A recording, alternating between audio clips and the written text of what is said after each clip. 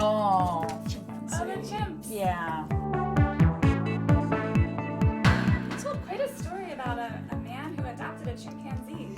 Yes, so there's this extraordinary, so I think the thing that really fascinated me about the sort of history of our relationship with chimpanzees is obviously they're our closest relative, they're the bonobos. We share, around sort of between 96 and 98, it always gets debated about the percent of our DNA we share with chimpanzees. I spent time in Uganda in Budongo National Forest there with this amazing scientist, Dr. Catherine Hovater, who studies communication in chimpanzees. So she's not interested in how much they communicate, whether they can communicate like us or not. She wants to decode what they're actually saying. That's the ultimate goal. What are the animals saying? What are they saying?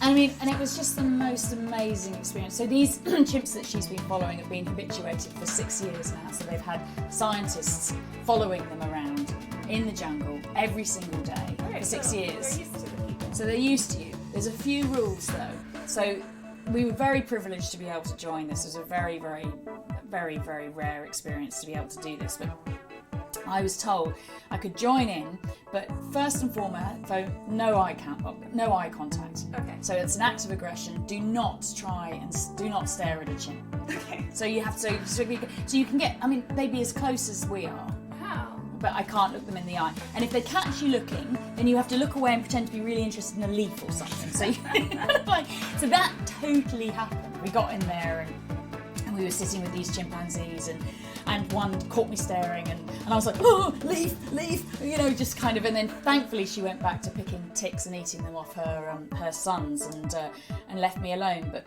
the thing that really amazed me about chimpanzees is just how silent their communication is. So they don't have the vocal capacity, the vocal dexterity that we have.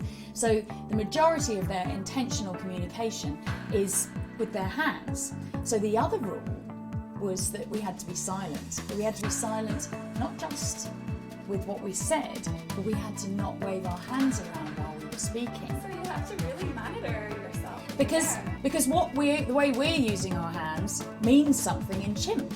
Yeah. So I'm like waving my hands around or whatever, and that actually means something. So goodness knows what I'm saying in chimpanzee language. You know what I mean? It might be saying, "Come and have a go if you think you're hard enough," or something. Do you know what I mean? So I thought that was just really fascinating because you probably can guess I struggle with quietness at the best of times. But what I hadn't anticipated was yes, how hard it was to silence my body language.